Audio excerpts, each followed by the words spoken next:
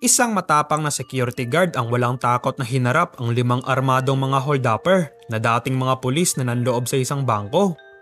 Walang nagawa ang 5 mga holdupper sa taglay na tapang at galing ng isang gwardya. Sa katunayan niya ay binigyan pa ito ng reward ng dating Vice Presidente ng Pilipinas na si Joseph Ejercito Estrada bilang pagkilala sa tapang at kabayanihang ipinakita niya. Kaya naman sa videong ito, ating alamin ang kwento ng isang security guard kung paano niya pinatumba ang 5 armadong mga holdupper at kung ano nga bang nag-udyok sa kanya na harapin ang 5 armadong mga holdupper ng mag-isa lamang. Ang pangalan ng matapang na gwardyang ito ay si Joselito Joseco at siya ay lumaki sa probinsya ng Visayas. Maliit pa lamang itong si Joselito ay nagtatrabaho na ito sa isang hasyenda upang makatulong sa kanyang mga magulang kapag siya ay walang pasok sa kanyang paaralan. Makalipas sa mga iilang taon ng pagtatrabaho ni Joselito sa bukid ay sawa na raw ito at unti-unti na niyang nakikita na hindi aasenso ang kanyang buhay kung magpapatuloy lamang siya sa pagtatrabaho sa bukid.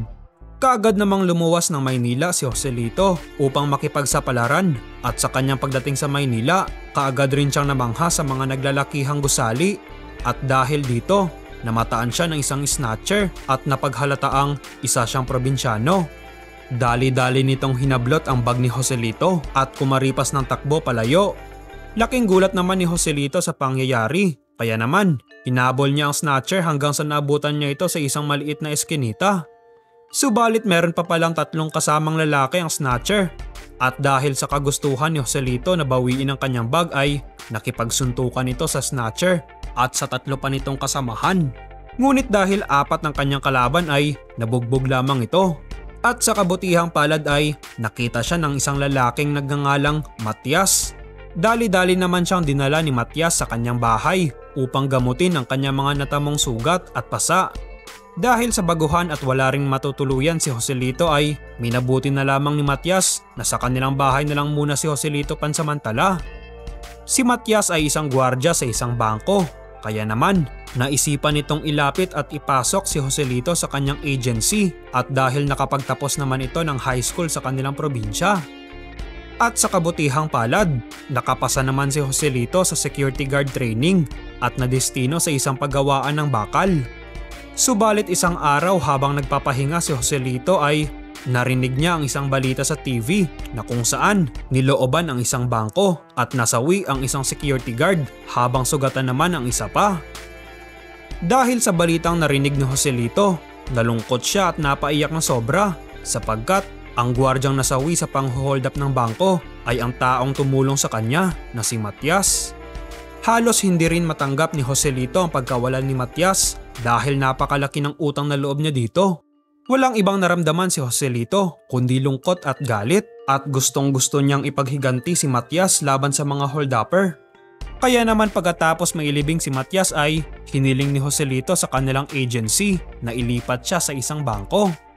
Laking gulat naman ng kanilang boss patungkol sa sinabi ni Joselito dahil alam niya kung gaano kadelikado ang maging isang gwardya sa bangko.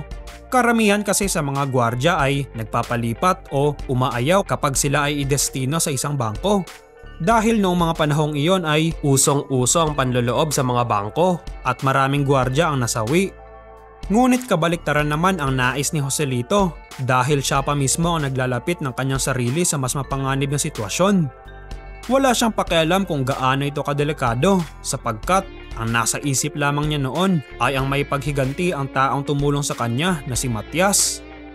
Pinaunlakan naman ng kanilang opisina ang kanyang request at nailipat siya sa Bank of the Philippine Islands o BPI sa Parañaque.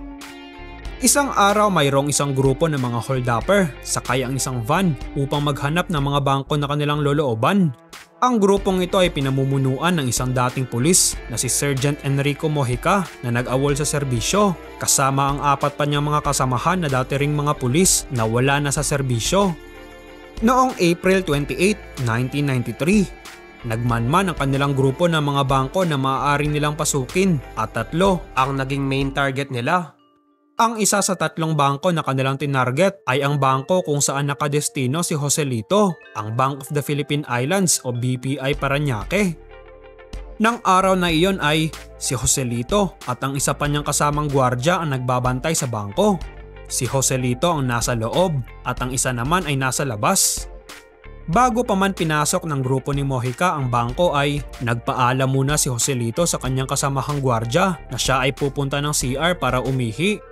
Kaya naman sa pagkakataong ito, saktong dumating ang grupo ni Mojica at nakitang iisang gwardya lamang ang nagbabantay.